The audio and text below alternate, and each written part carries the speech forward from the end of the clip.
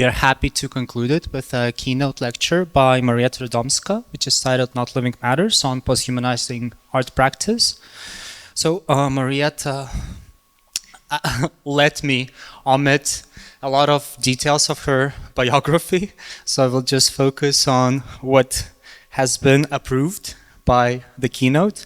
So Marietta Radomska is an associate professor of environmental humanities in Linköping University, director of the Eco and Bioart Lab, and co-founder of Queer Death Studies Network. In 2025, she, with a collective of other authors, published a handbook, Routledge International Handbook of Queer Death Studies, of which she was the editor. And she, right?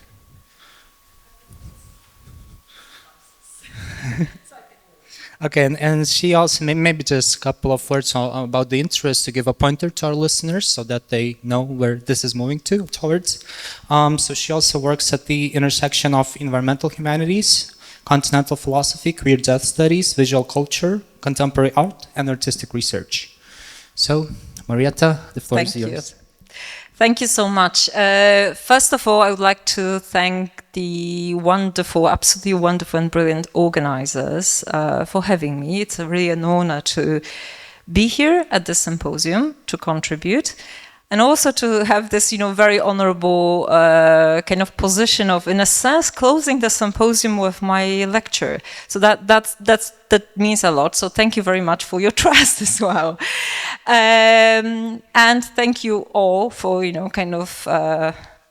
having the energy to survive till the end and, still being here post-lunch. And hopefully, the blood is not only in the liver, but also in the brain. Right, so I just want to say that, for the most part, I will actually read, because otherwise, I can be very uncontrollable time-wise. But I also have to say that this lecture, to some extent, draws on my kind of earlier work, going back like 10 years, and also on kind of more recent work. So you heard more or less what is my background. I have worked quite a lot with bioart. I think these days my main focus is art that engages very much with ecological grief and mourning. But maybe that will be, less of it in the talk. It will be probably partially. I also want to apologize. I think that I sometimes also have problems with voice, and this is due to a fantastic cold that I had a month ago, and I'm still coughing. So just in case, sorry about this, all the special effects, but maybe noise and music is, is a thing here. Okay, my dears. Right.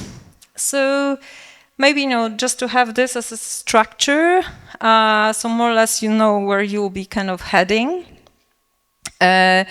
And I will just kind of, start reading, and from time to time I'll be commenting. So, as we have been discussing this for the past 2 days, posthumanism as a philosophical strand and the posthumanities as an and even transdisciplinary field of knowledge creation have emerged against the backdrop of planetary environmental disruption or crises, which I think particularly today was visible.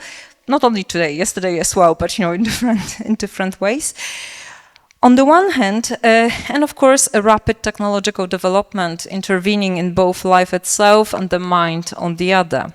So the post has gestured towards a form of a kind of rewriting or revisiting of the humanist legacy, and I have a sentiment for François Lyotard, so his take on the post, I think, is very, very useful here for thinking about relation between posthumanism and humanism as well.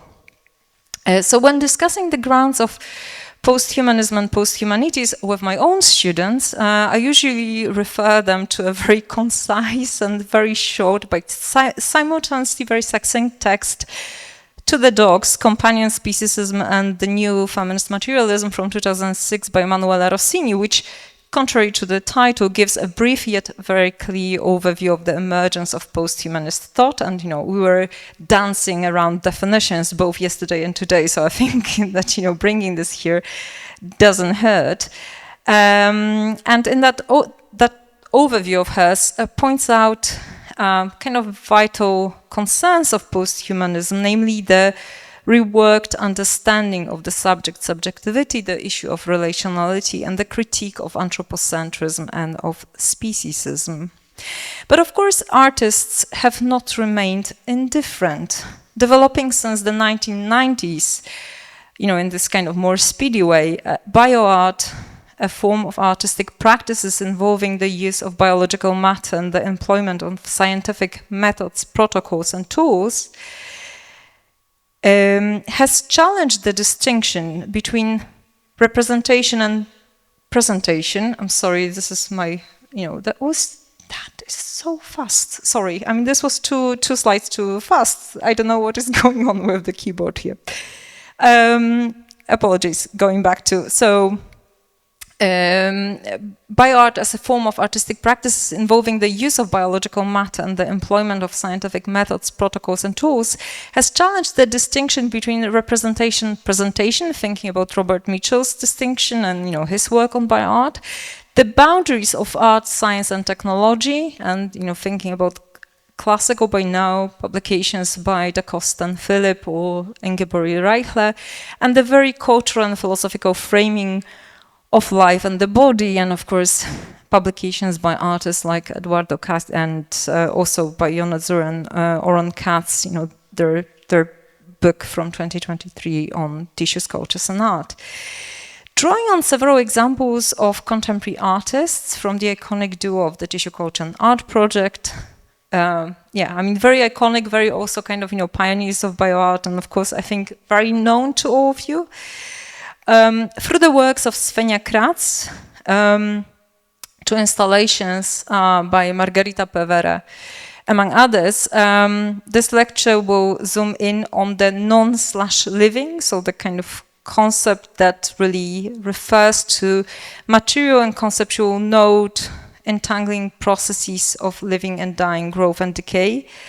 The non/living exposes not only the conceptual and material blurriness of life and death, so central in bioartworks, but also some of the key problematic of posthumanism's human subjectivity, control, and relation to non-human others, the authority of technoscience, and the modern human ethical inquiry.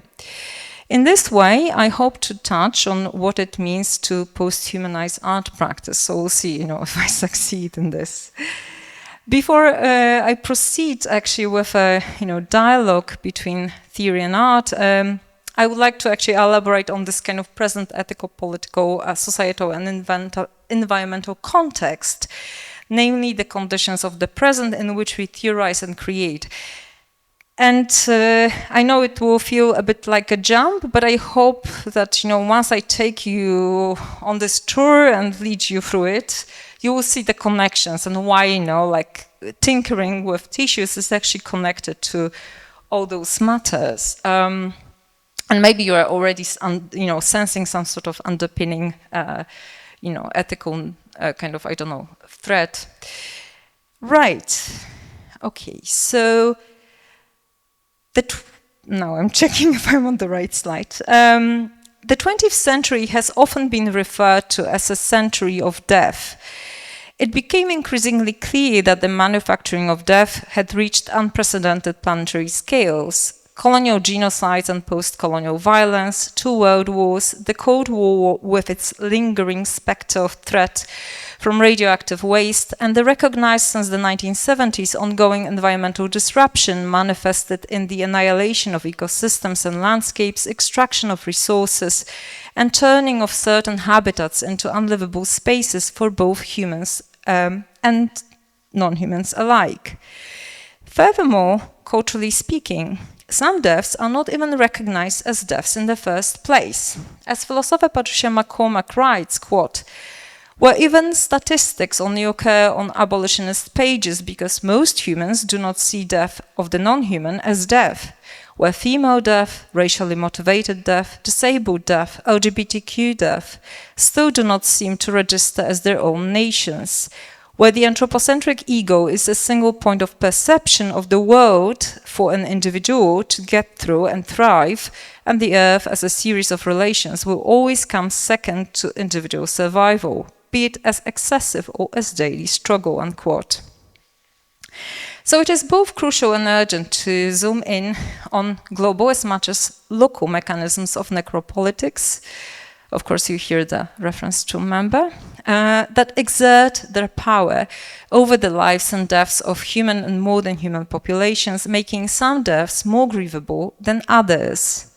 And the reference to Butler, who came, a couple of times during those 2 days. But if we are to take question of death and the relation and the related notion of ethics seriously, if we are to account for the violence of the here and now, we shall strive to rethink death and do it justice in its ontological, ethical, and political terms, attuned to the present, and we must refuse to perpetrate the epistemological and symbolic violence with their practical real-life consequences of dismissing some deaths as not worth enough, not grievable enough, not even seen as deaths in the full sense of the word. And, in the background, shameless self-advertisement, but, this thematics is, of course, very much related or very much kind of elaborated in the book that was recently published, the mentioned Routledge International Handbook of Queer Death Studies. So 750 pages on death in contemporary context. So I think, for those of you interested, I strongly recommend. And, if you have a problem with finding a copy, get in touch. So while the Frankfurt School, postmodernism and post-structuralism recognize both the failure and inadequacy of the Enlightenment humanist ideas of rationality, autonomy, and subjectivity in the light of the mass murders of the 20th century all around the world, they seem to dismiss the fact that, as Tasmanian scholar Greg Lemon notes, for indigenous peoples, death has remained, quote, life's quiet companion, unquote, since the very beginning of colonialism. Furthermore, entire ecosystems, landscapes are being lost. Certain habitats are being turned into unlivable spaces through logging, environmental destruction, and the extraction of resources affecting local human and non-human communities alike. All this is occurring in tandem with the global reproduction of socioeconomic inequalities and geopolitical, social, symbolic, and environmental violence that expose and amplify the differential vulnerabilities of groups and individuals. In some cases, this happens in a spectacular manner. In others, slow violence unfolds over time, and you hear the reference to Rob Nixon. With the accelerating impacts of environmental disruption, toxicity, and climate change, broadly defined, alongside the renewed imperialisms and wars, death is becoming intimately woven into the fabric of everyday life, even for those social classes who are most prone to becoming immersed in the post-end-of-history climate seductions into neoliberal consumerist cruel optimism. From a natural scientific point of view, all elements of the environment, including humans, are interdependent, and one of the key common characteristics of all forms of life is that they die. Yet Western cultural imaginaries, narratives, and philosophies tend to draw a firm dividing line between humans and other creatures linked to the very event of death. There, it is primarily human death that deserves individual attention, specific respect, and rituals, which, for example, substantially differ from the usual treatment of the dead non-human animal bodies. In these imaginaries, the human subject is supposed to be privileged by having an afterlife. This human privilege consists either in religious tradition of an immortal soul or in the secular and humanist sense of a posthumously memorialized and thus immortalized subject. A precondition for the scenario of a privileged afterlife is that the deceased subject is not located beyond the contours of what is considered grievable in terms of citizenship, migrant status, geopolitical positioning, racialization, class, gender, sexuality, ability, and other markers of hierarchical difference. Furthermore, the problem of the materiality and processuality of death as a site shared by all the living, as well as a subject of philosophical engagement, remains under-theorized. And now, after this kind of, social, environmental context, in a way, I would like to take you on a more kind of conceptual path and a bit denser slides, which I hope you will kind of, bear with me throughout. So, moving on to a kind of more biophilosophical area. This binary juxtaposition between life and death, or living and non-living, but also human and non-human, brings us back to the very foundations and philosophical contours of the concept of life and its counterpart, death, which in fact can be traced back to the very beginnings of Western philosophy. For instance, the Pythagorean table of opposites, and later Plato, Aristotle, and finally modern philosophers like Descartes with hierarchically arranged opposite categories. As philosopher Eugene Tucker argues, we may distinguish two styles or ways of going about life in Western philosophy. First, the mentioned dominant path, Plato, Aristotle, Kant, etc., that looks at life by indicating its essence and boundaries of articulation, or in other words, defining delimiting categories such as boundaries between life and non-life. The second onto-epistemological path, framed as biophilosophy, does not look for essences or binary classifications, but instead focuses on the critical, creative, and rigorous practice of asking, and I'm quoting here from Thacker, quote, what relations are precluded in such a division, in such a classification, unquote. In other words, biophilosophy is an investigation of life that pays attention to what transforms life instead of a twofold question of the basic principle and boundaries of articulation. An investigation that looks at life as a multiplicity that traverses binaries, avoids anthropomorphization, and pays attention to the issues of relations, their dynamics, and mechanisms of exclusion. Consequently, biophilosophy concentrates not only on ontology, what is life, but also on ethics, what relations is life embedded in, what gets excluded, and what values are being ascribed in these processes.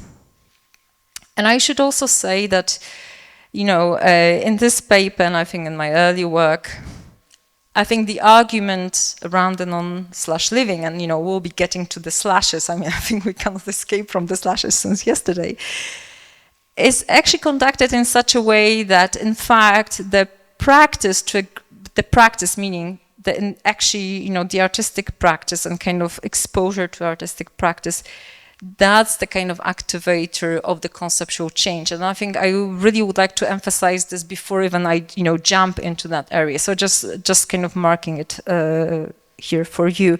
But before I get to the practice, I'm still leading you through the different theoretical musings.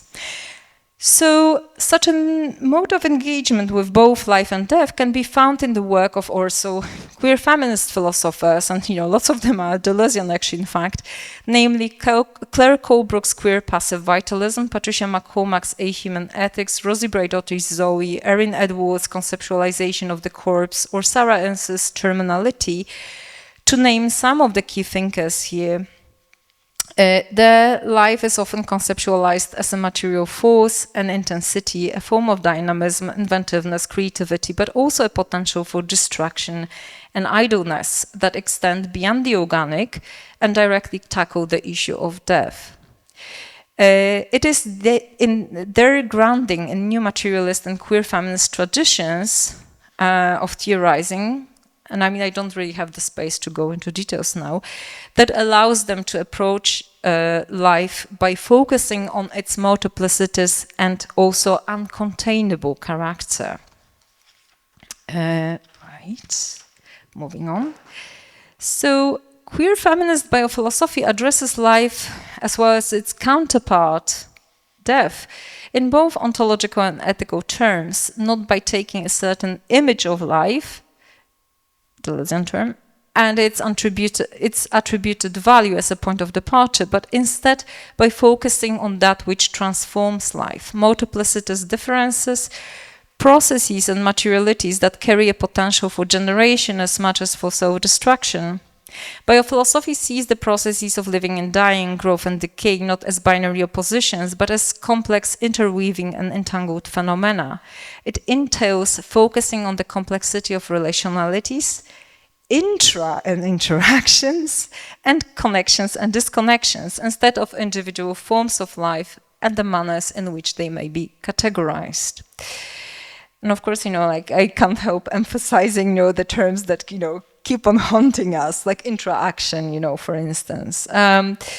Right, so queer feminist biophilosophy addresses life as well as its counterpart. I already read this. So against the backdrop of the contemporary ecological crises, a queer feminist biophilosophical ethical approach means not only responsibility for the protection and preservation of life, but also staying with the trouble, to use Harawaian term, the trouble of terminality, which Sarah Enser, queer eco-critical scholar, beautiful book that came recently. Of course, I have my momentary dementia and I don't remember the title.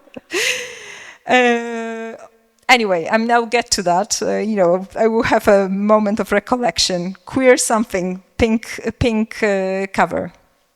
Anyway, someone might, Google in the meantime. Anyway, so, in that book, actually, she kind of develops this argument further, but the point is that, drawing on actually also queer activism and, history of ACT UP and AIDS, she connects this kind of whole discourse on terminal illness and actually kind of, queer, kind of eco-criticism and the kind of care for the earth, for the dying earth. And when that, she comes with this concept of terminality, which for her describes not only, a kind of state and intimate belonging, but also becomes a practice and a horizon. In other words, the notion of terminality suggests a lifelong and shared condition characterized by the potential for relations, nonlinear temporality, and an ongoing responsibility for and accountability towards the harmed, the ill, the perishing, and the dead environments, ecosystems, organisms, and landscapes. Thinking through the lens of terminality is thus but one example of the queer feminist biophilosophical approach that does not depart from given images of life and death, but instead from a multiplicity of relations, forces, and materialities, that which transforms and traverses life, encompassing the potentials for both growth, development, and decomposition, decay. Consequently, it also challenges the Western cultural imaginaries that draw thick dividing lines between bodies, between the human and non-human, organic and inorganic, and life and death. Employing a biophilosophical lens enables one to look closer at life-death not as a fixed opposition, but instead attend to the phenomena and processes in an ecological manner as non-living matters, where the slash in the inscription points to the processual entanglement and relationality between what one may conventionally deem as living and non-living, or life and death. So the concept of the non-living, and that's a very old by now, monograph, Uncontainable Life, which, kind of develops this whole thread, really kind of stems from a transdisciplinary theoretical and practical engagement with bioart, bioscience, and philosophical approaches to life. The non-living reframes what is conventionally referred to as life in order to problematize the materiality, processuality, vibrancy, dynamics, and ambiguity of the relationship between the living and non-living, growth and decay, and ultimately life and death. And I think that, I will kind of go through the concept in, all the theoretical stuff right now, but I think that it will become much, much more, let's say, sensible and visible and kind of relatable the moment we start to talk about actually artistic practice and kind of examples of artworks that somehow activated that conceptual lens, so to speak. But firstly, The non-living addresses the issue of locating the constitutive characteristics of life that is, and this is like the typical 4 biological criteria. What counts as life and how we account for life forms that do not fulfill the 4 basic criteria of the living, emphasized by bioscience. That is the requirement that an entity has a body, it metabolizes, reproduces, and is capable of movement, and yet cannot be classified as non-living in a conventional sense. So some of the iconic examples, of course, of such entities are viruses, viroids, prions, and synthetic protocells. So, for instance, in order to replicate, the virus needs a host cell. And, you probably remember from like the beginning of the pandemic, all those philosophical discussions whether the virus is a form of life or not, and, how agential or not agential it is, etc. Secondly, the non-living attends to the complexity of the relationship between living and dying, that is, their material and temporal entanglement. These are the processes where material forces unfold, intertwined, and express themselves in what we evaluate as life and death. By challenging binary categorizations and focusing on relationalities, the non-living problematizes the often taken for granted notions of life and death. This entanglement comes to the fore in bioart, where growth and decay often collapse into one another in a limited space of a petri dish or an incubator, and where biomatter is sustained alive through technology, guaranteeing optimal conditions, that is, sterile environment, temperature, and nurture, among others. An example is the tissue culture and art project, very much pioneers of bioart. And their sculptures made of bioengineered animal tissue seated on biopolymer scaffoldings of certain shapes. And this is where I kind of move on, to more juicy stuff, very literally. Right, so TCNA, as I will kind of just, use this abbreviation, is formed by 2 Australian artists, Yonadzur and Oron Katz, who also collaborate with, various other artists or, scientists in their work. They have been also, people who kind of set up Symbiotica, the first, I think in the world, kind of laboratory that was really focused on biological arts at the University of Western Australia. I mean, over the past years, there were some, tumultuous times, they were moving, etc. institutionally, but I think they both kind of are very vibrant in terms of their work and very involved in various discourses. Anyway, getting back to business here. So TCNA, in their projects, the artists use animal tissue engineering techniques in order to create semi-living sculptures, that's their term, or so-called objects of partial life, consisting of animal tissues grown over biopolymer base, as I said earlier. One of TCNA's aim is to engage with the question of how the employment of semi-living products, and pay attention to the word products, may affect the risks linked to both new and old technologies, and how shifting the mode of production from manufacturing to growing may affect the environmental issues related to the processes of both production and consumerism, broadly speaking. So I would like to particularly here look at the work that is kind of, in the middle. I mean, that's the picture of victimless leather. And in general, so that's one kind of sculpture. And it has been actually a part of a series. The series of works was called Victimless Utopia. So victimless leather, which is the semi-living sculpture in the shape of a tiny jacket, as you see in this, glass container, forms part, of the series Victimless Utopia. Along with Victimless Leather, 2 other works or 2 other projects that kind of came about later was Disembodied Cuisine, which was, exploring the idea of the creation of cruelty-free meat. So you can see it here, and these steaks are made of a frog muscle tissue. And so that's 2003, and then also DIY the Victimizer Kit, which was a kind of a setup, a sort of kind of setup that was aimed at relifing of animal bodies previously killed through the use of technology from 2006. Unfortunately, I didn't include the picture, so I'm sorry about that.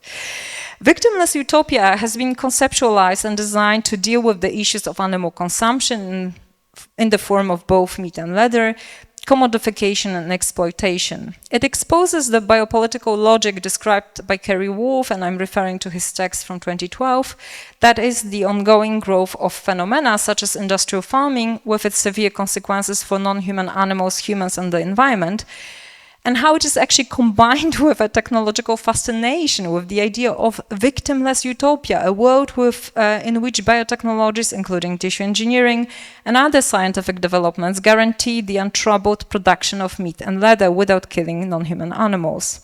And I think the core thing actually in the work of TCNA is actually their kind of irony, which is the key tool they use, namely irony in the creation of supposedly victimless objects, like tiny steaks, from frog tissue, for instance, through which actually TCNA points out that actually living in and consuming the world is really never victimless. Rather, we should ask ourselves which lives matter, which are recognized as the ones to be valued and the ones to be mourned.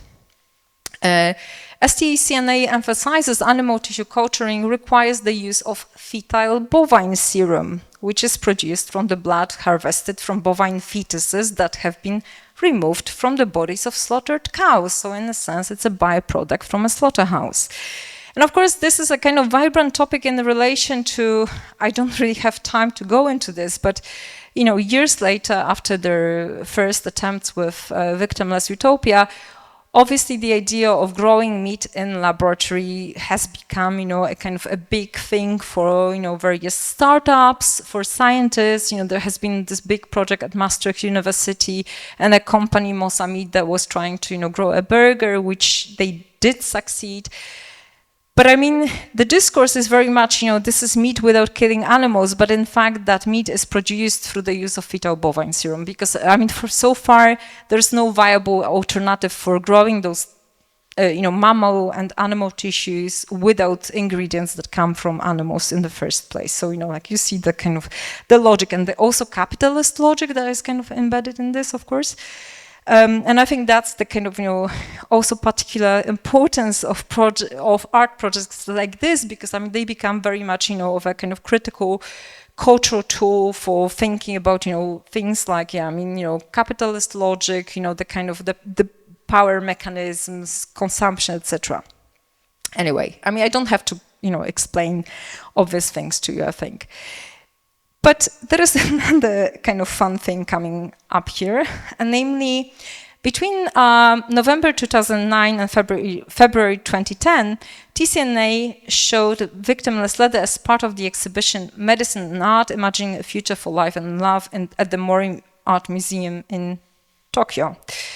Each time Katzenzuhr exhibit their semi-living artworks, they have to grow the objects anew in a local laboratory, as traveling with the sculptures is of course impossible due to legal aspects and technical aspects.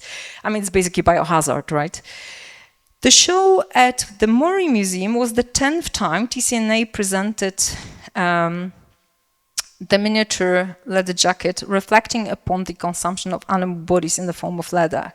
And the biopolymer scaffolding this time, was kind of prepared in the shape of a kimono. But during the very early stages of the exhibition, when the tissue had only just begun to grow over the base, the sculpture became infected with fungi. For 10 days, following the appearance of the infection, the artist regularly applied antifungal treatment to the work. Despite their efforts, the fungi took over, resulting in a flower-shaped excrescence positioned right next to one of the sleeves, as you can see behind me. Furthermore, as the piece was expected to be alive and in a good shape, for the 3 months of the show, local scientists had to regrow the sculpture twice and care for the tiny kimono on a daily basis. But of course, the question of sterility in animal tissue culture, emphasized by both bioartists and scientists, is a difficult one. It is not only fungi, the presence of which on the kimono was easily noticeable with the naked eye, that find their dwelling among growing animal cells. Animal tissue cultures are susceptible to contamination with fungi as well as less detectable organisms such as bacteria, mycoplasma, and viruses. Hence, the issue of sterility is heavily emphasized in protocols dealing with tissue engineering.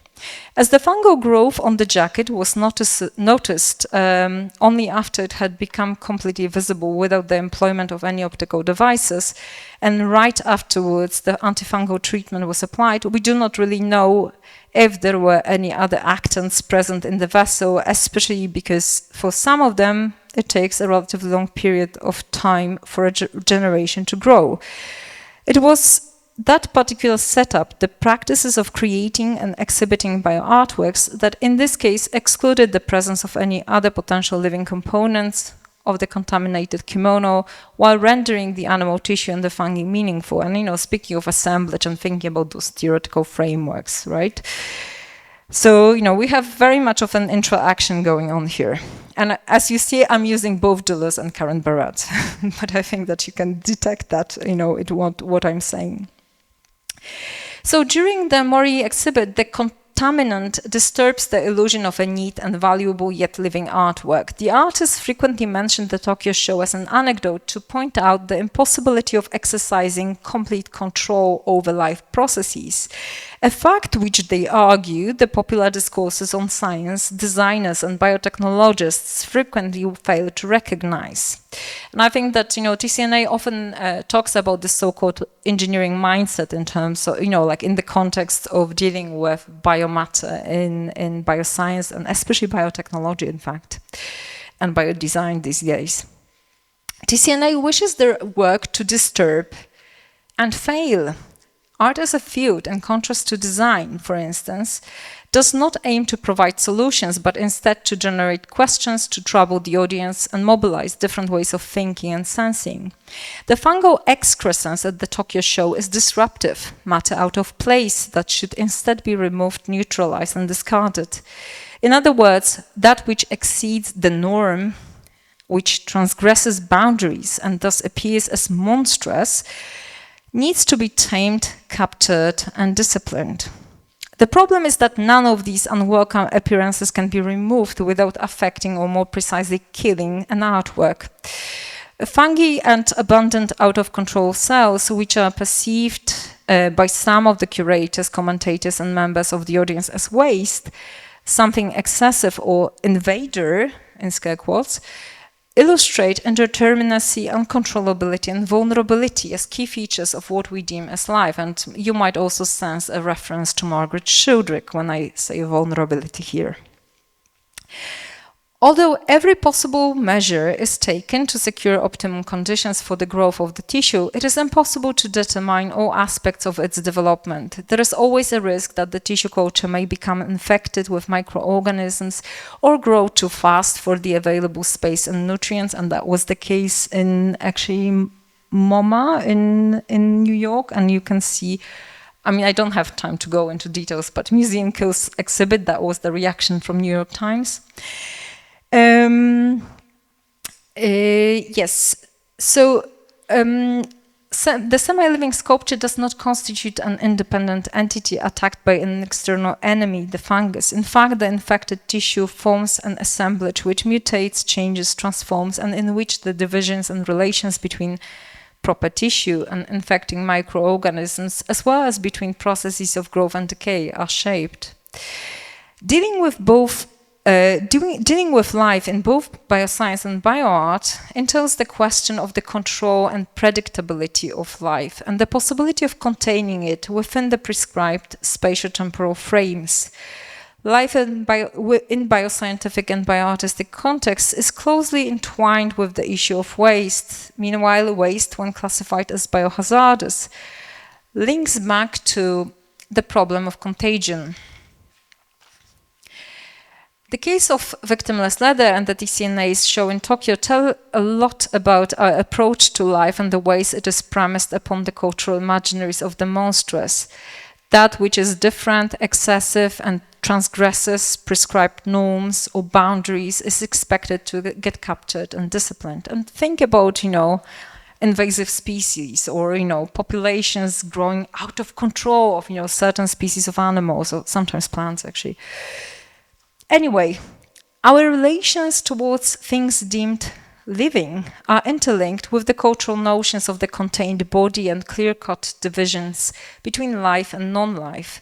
Yet the issues of relationality and affect or ethics are not independent from what life means at the level of ontology.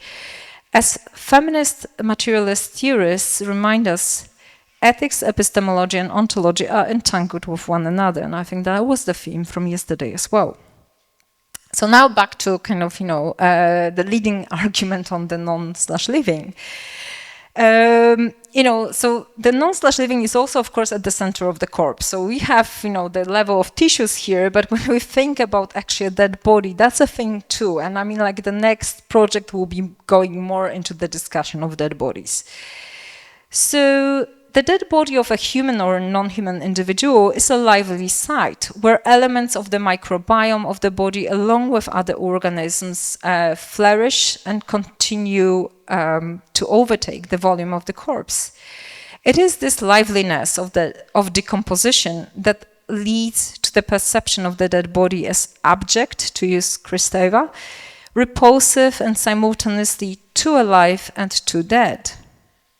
The materiality of the corpse lingers in liminality, and I'm referring here also to the work of Tara Mehrabi on mattering of death, where growth and decay are entangled with one another in viscerally visible ways.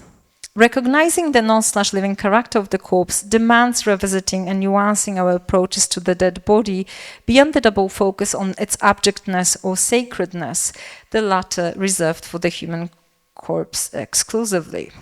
And from there, I want to jump back, to art, which is always more fun to talk about, namely to Svenja Kratz and her kind of larger project, The Absence of Alice, although, here I will just kind of talk about one of the kind of sub-projects or, artworks in that series, namely the work A Shrine for Algernon from 2009. So Algernon is one of the three named non-human characters whose stories are being unfolded in the absence of Alice, which has been a growing series of artworks and evolving exhibitions by Svenja Kratz. The Absence of Alice comprises 6 major and several minor shows and stems from Kratz's bioartistic engagement with the SEOS2 cell line. So that's the osteosarcoma or bone cancer cell line, which was originally established from an 11-year-old girl in 1973, whom Kratz symbolically named Alice. And of course, we can have a discussion on, Wonderland and all the other connotations that come with that naming. The AOA, or Absence of Alice series, encompasses works realized in a variety of mediums: photographs, video, sculpture, installation, and bioart. In her works and writings, Kratz not only explores the potentials of art science practices and challenges of working with tissue cultures and cell lines, but also emphasizes the ecological aspects of living and dying in the context of biotechnology and bioscience. So the culturing of tissues and cell lines requires a number of conditions to be fulfilled.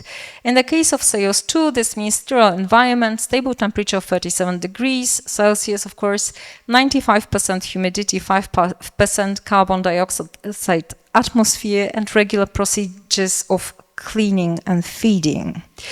And of course, as I emphasized earlier with TCNA, and this kind of returns with a vengeance here as well, mammal tissues are usually kept in the medium containing fetal bovine serum, and that provides necessary proteins for the cells to grow. And as you already know, that's a byproduct from an abattoir. it is sourced from calf fetuses removed from the slaughtered pregnant cows. Their blood is drained for the processing into serum, and the bodies are discarded as unsuitable for human consumption. That's a quote. So asking about the sources of materials used in bioscientific, and in this case also bioartistic practices, brought Kratz not only to the exploration of the present absence of Alice, because of course she also asks, what are the sources of cell lines that we, use in research in very different ways. I mean, you can probably also, think about Hela cell line, right? So Henrietta Lacks, which was a cancer cell line taken from a black woman who was very disprivileged in American society, who did not agree for her body to be used in any ways. And of course, it's like the kind of the most popular cell line used in bio research, right? So that was also a legal case, but that's a digression. Anyway, so for Kratz, it's really important to ask about those sources of material used in bioscientific but also bioartistic practices. And this brought her actually not only to the exploration of the present absence of Alice, but also of much more silent absences of those whose flesh is used as a resource in science and other less honorable ways of consumption. In order to investigate further the question of, quote, unseen victims of Western consumption and flows between life and death, unquote. In 2009, she collected the body of a 3-month gestation fetal calf from a local slaughterhouse. The artist named the calf Algernon, and subsequently a plaster cast of his body was taken, which led to the creation of 3 sculptural pieces and a blood series focusing on this problematics. So you see the sculpture over here, right? One of the nodal points, of course, is this work, A Shrine for Algernon, shown for the first time in 2009 as part of the exhibition Lines of Flight and Self-Assemblage exhibition at the Visual Art Gallery in Kelvin Grove, Australia. So, TCNA, an Australian project, here also Australian project. And later on, she reworked it also for later, like for a show in 2010. The piece consists of a lifelike polymer clay sculpture based on the initial cast of Algernon's body, placed on a stainless steel surface adjusted to a wooden table. The steel surface, as Kratz notes, refers to steel benches in the abattoir, and the table to ordinary domestic interiors.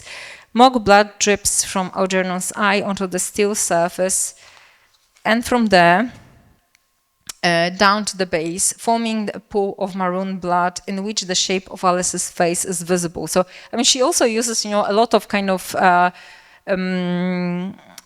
basically those kind of masks that were made from a cast, based on actual, like, 11-year-old girl. One could say the peer of, of Alice, but, contemporary 11-year-old girl. In her work, and kind of there is a lot of kind of discussion on faciality and the kind of erasure of the face in many ways.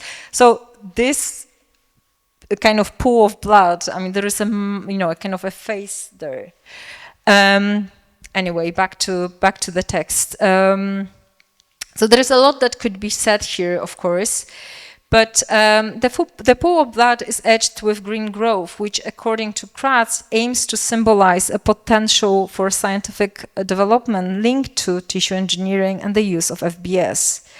While the artist repeatedly emphasizes that the work does not aim to criticize meat industry or the use of FBS as such, it nonetheless exposes that which otherwise remains comfortably hidden from the consumer's eye, the source and the process behind products such as meat or substances used in tissue engineering.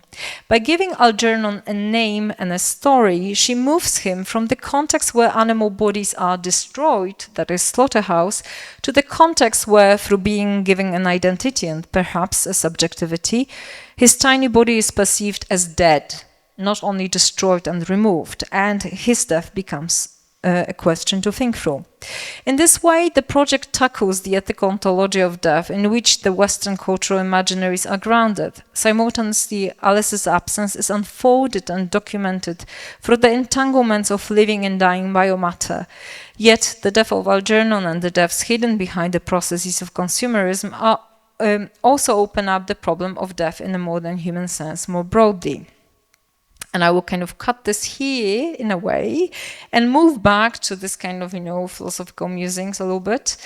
But I think, the point is very much that this kind of non/living kind of weaves through the works, on both kind of in a representational way, like you could say that sculpture is very representational, but also there are artworks of hers where, there are kind of more, microorganisms that are kind of, feeding off some sort of, for instance, sugar with infused with CO2 cell line, etc. So there is a lot going on there. I mean, there is no space, for me to dive in, but I thought that, bringing this very representational artwork kind of somehow tackles some of the issues that are, feeding into cultural approaches to the non/living in a way.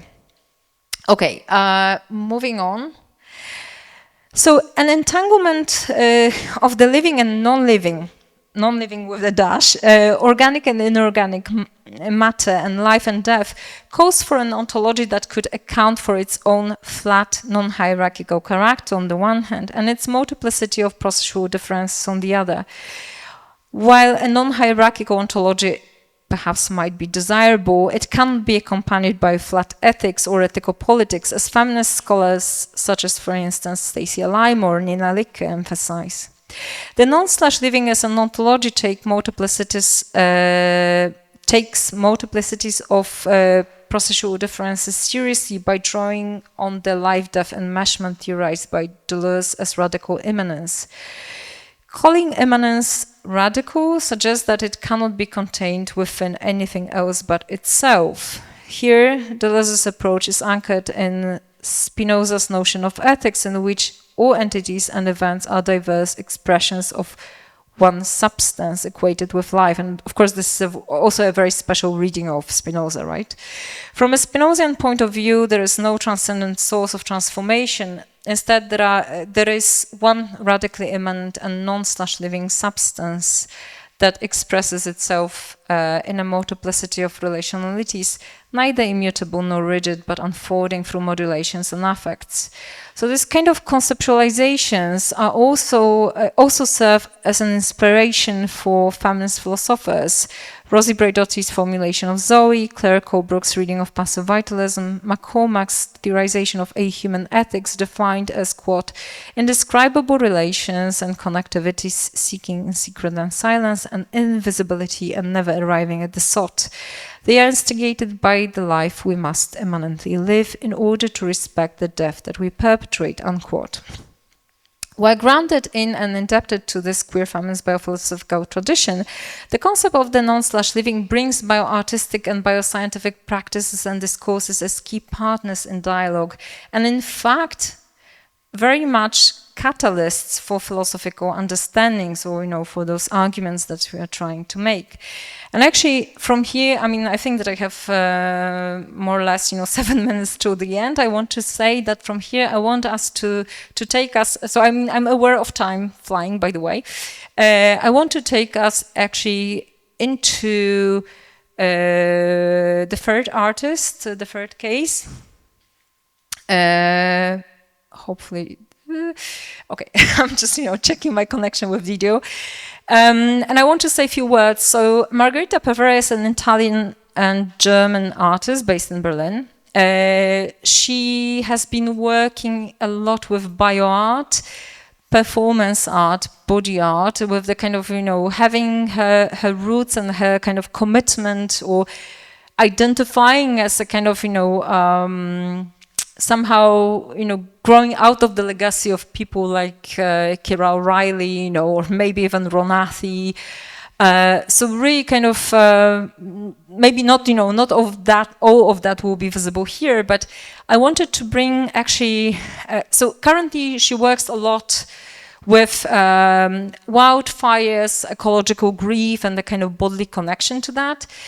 What comes very much in her work is, this kind of the presence of the body, but also kind of like ecological entanglement and a kind of very visceral entanglement. And in this kind of older by now project Wombs, I think themes of, embodiment, enfleshment, sexuality, ecology come together. And at the same time, there is some kind of thread of the non/living going as well. So instead of talking about her, I would just let her speak, in a way, and be present in this presentation, basically. So let's start. That's 5-minute video.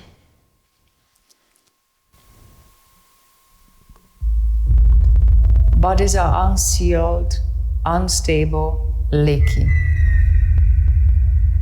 The fluids in our cells connect us to deep time waters while molecules are digested, accumulated, excreted in the flow of mucus, sweat, urine, tears.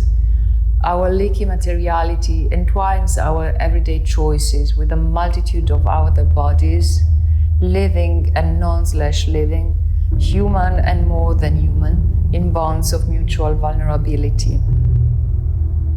The series Wombs meditates on sexuality and hormonal contraception from an environmental, more than human perspective.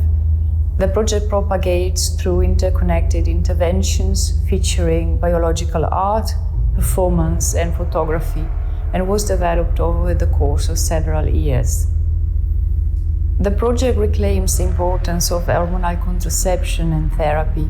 Sex steroids in hormonal contraceptives modulate human sexual organs to prevent pregnancy. Yet, the same molecule may trigger the endocrine system of other organisms. On that basis, Wombs wonders how the progestin-based contraceptive that I take may link my body to other more than human bodies.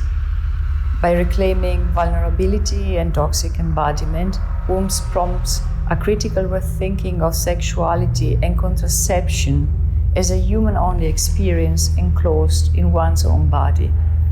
The non/living installation W01 features hanging organ-like scientific glassware hosting biofilm-producing bacterial colonies. Its culture medium is infused with hormone metabolites and residues extracted from my urine. Borosilicate glass is heavy-duty and suitable for autoclaving. It is hence a crucial element in biolab practice. Actions such as starting a new culture through inoculation, controlling its parameters, or killing it by autoclaving become rituals aimed at negotiate with living matter. Glassware become extra bodily organs, wombs, hearts, bladders.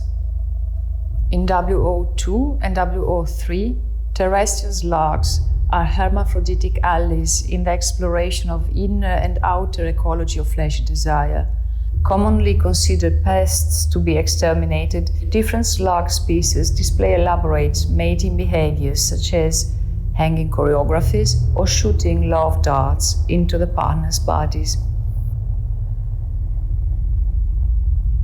In the non/living piece W02, a sculptural extrabody organ with a DIY incubator hosts two cell culture in a hybrid ecosystem.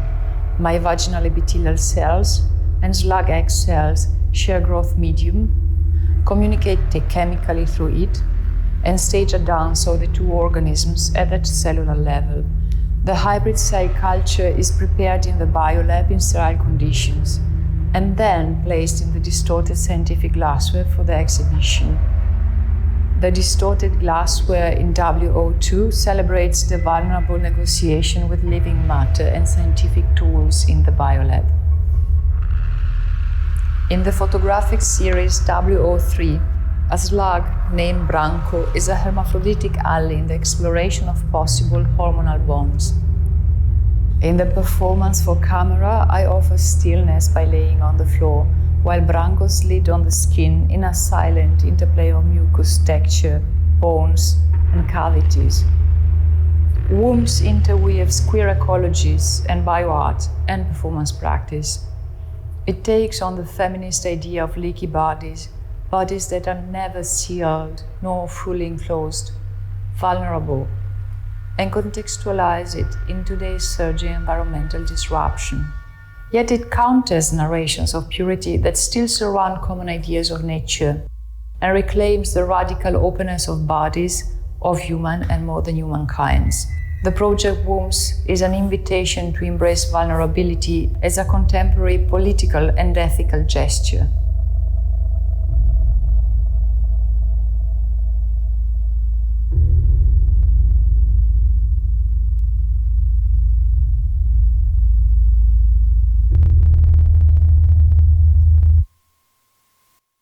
Right, so 2 minutes for the conclusion. The biophilosophical perspective, built on process philosophies, feminist and queer materialist theorizing, but also resonant with non-Western cosmologies and philosophies. And I didn't have really time to go, to go into that direction. But of course, we can think of, for example, the work of Deborah Bird-Rose, who so beautifully was writing, about indigenous Australian perspectives, but also indigenous writers from, different parts of the world, allows one to attend to the complexity of relationalities between living and non-living, and human and non-human on both micro and macro scales. So crucial for the understanding of, for example, the materiality and vibrancy of the dead body, discussed by, for example, Nina Licke in Vibrant Death from 2020, the materiality of bioartworks, discussed in my own work, and vulnerable ecologies such as those of the marine dead zones, like the one in the Baltic Sea, which I think some people here work on. Sorry, I'm interpolating, I think, some members of audience. In such an entangled, one might say, undecidable queering depiction of life, death, ontology, human and life as we know it are no longer the decisive prism. In the context of artistic practices, the posthumanizing means a rethinking of the position of the creating subject, the artist, who actually it is, or is it, of agency, the authorship, the character of the medium, and the ontological as well as ethical reorientation of the materialities involved. Such a reorientation also opens up an ethical reflection. What relations to death, dying, and mourning, as much as to life, can emerge when the starting point is more complex and different? Thank you.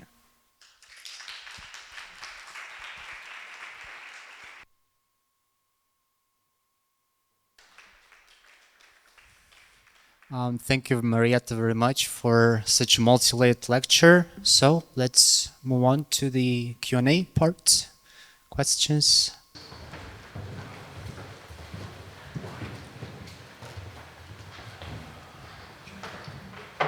Thank you. That was a wonderful piece to conclude the talk. I very much enjoyed it. And maybe what I would like to ask is actually prompted by the video that was shown, and I noticed that there were, how you say, it was quite much emerging through a certain kind of engagement with, or a kind of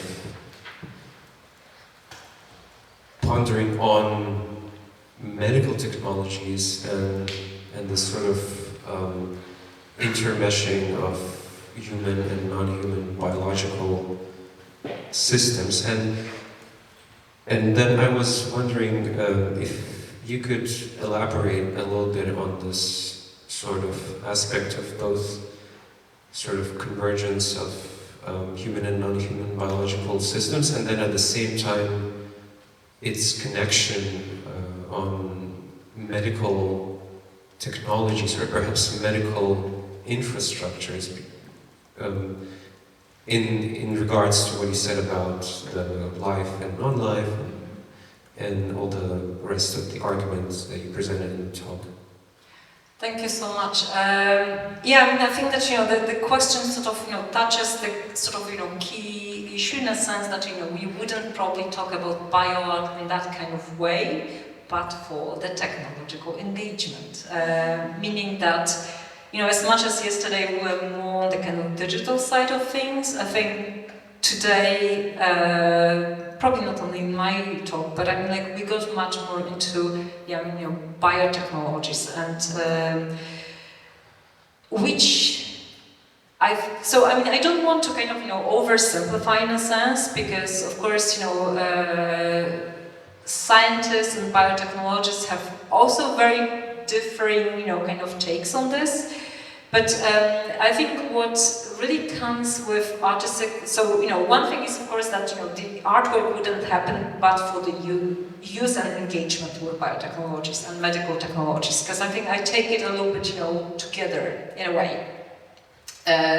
Because to some extent medical technology is a form, it's very interrelated to biotechnologies. Biotechnologies are become, some of them are basically part of the medical setup.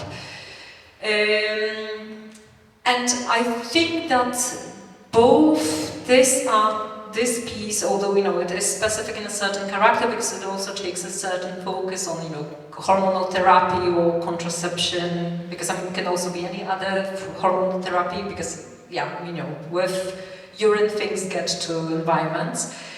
I think the kind of specific one could say role or position of art is in a sense to show the complexity and kind of complicate, often simplified image of technology as being a means to control or manage or govern biological matter, whether it's a human body or it's a kind of some sort of environmental body. Because I think through medical technologies we also manage our bodies. I mean, like we get cured, we get somehow in very different ways depending on whatever needs there are. But I think what happens very much, so on the one hand, of course, the artwork wouldn't happen because of but for technology. On the other hand, of course, I think one of the kind of key premises is to take this kind of stance of complicating the picture and showing on the one hand that that technology, of course, is a means of power and control. At the same time, it can be, especially in the TCNA work, but I think to some extent also in Margarita's other work, that we should also kind of look critically at the way that there is a lot of belief in medical technologies and biotechnologies, meaning that that they are powerful through in that way we can control and govern the biological matter, which is often a bit more complicated, because there is a resistance from the material that is to be governed in a sense.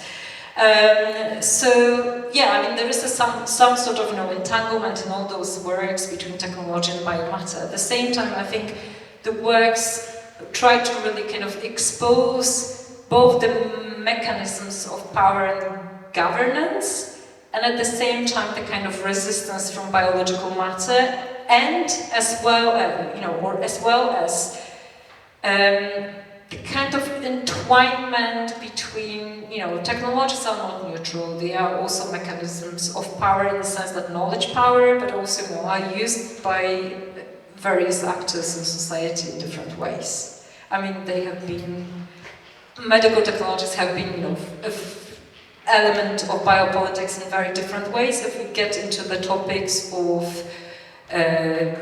medical research in the US in the 1950s, you can clearly see what kind of demographics was exposed as, a kind of guinea pigs for, research, right? So, meaning that, they are mechanisms of power and control, but also, biomatter can actually really, resist in very different ways. And I think what artists, and that, I'm not saying that all bioartists are critical, but I mean, at least I think some of the, the projects that I try to show here actually do their best to expose the complexity of the issue and the fact that there is, no innocence to be had. I mean, we use technologies, we wouldn't like to live without biotechnologies because, they are necessary in different ways for therapy, for survival, for, other things.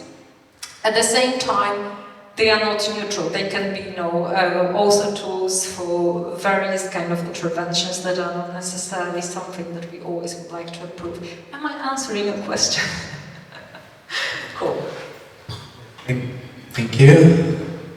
I was just going to ask a question in relation to what you said at the very end about the position of the artist and how it is refought by artistic practices. If we take into account that bioart is a process which is driven by the convergence of technology, human and non-human materiality, can we say that bioart, in bioart there are no artists, that there is the multiplicity of artistic actors, agents, agencies, I would say, or agents, right, whatever wish we say. It always made me think, well, even when I was writing about bioart, who is the leading voice? Do we really need to have a leading voice in such practices? Maybe this is just, as you said, kind of a disruption of the role of the artist, you know, the death of an author, right? I don't want to quote Foucault, because this is not just the right, these are not the right words to name it, but maybe this is this multiplicity of agencies. I was just wondering. Yeah, so I think that there are, thank you so much for this, but I think there are a few things here. So on the one hand, I mean, yeah, I'm kind of, you know, pointing this, like, who is the author in a sense that, you know, clearly the idea of autonomous, you know, creator, genius behind is somehow, you know, disturbed. Of course, we can also ask how much, you know, through art history, there were other cases where, you know, actually that's disturbed as well. I think but I mean, obviously in, you know, in this kind of specific medium, there is a certain agency or agentiality, right? I mean, not always intentionality, but certainly agency of biomaterials, very clearly visible with those, you know, sculptures getting out of control. At the same time, I think if we, you know, talk with folks who actually kind of engage with the practice, I think that they always talk about this, you know, entwinement of care and control. Because I mean, you know, still the artist is responsible for what they are doing. Probably the lab technician or the scientist, you know, kind of supervising them, or, you know, because I mean, of course, all those practices are also dependent on, you know, legal setups, right? So I mean, depending on the institutions, on the country, there are different legal requirements, like ethical requirements, depending on what material you're working on. Are you working with a human tissue? Are you working with, you know, fruit flies? Are you working with something else, you know? And we had just discussion, you know, in the break that, you know, like some artists were doing, you know, projects with Kershnikova Institute and Kaplica Gallery in Ljubljana, because, you know, there were, let's say, blurry boundaries for, you know, kind of some of the ethical concerns. So there were quite transgressive things going on, but I mean, the point is that, you know, this is also another kind of condition of the present that is somehow delimiting what is possible or is modulating, you know, what is taking place. So on the one hand, one could say, yeah, I mean, maybe agency is more kind of horizontal. Maybe there's some sort of distribution of authorship, right? I mean, like, also, if we take Harawayan whole, you know, kind of thread of, is it labor, is it collaboration, you know, from the side of whatever organism you are working with.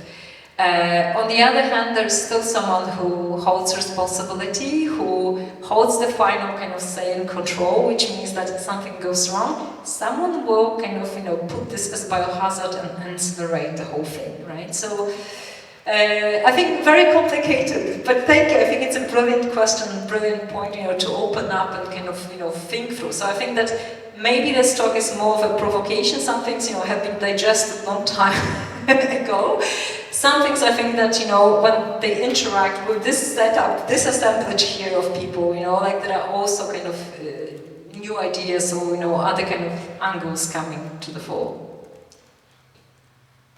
Marietta, thank you very much. Again, I would love to continue the discussion, but we are terribly running out of time.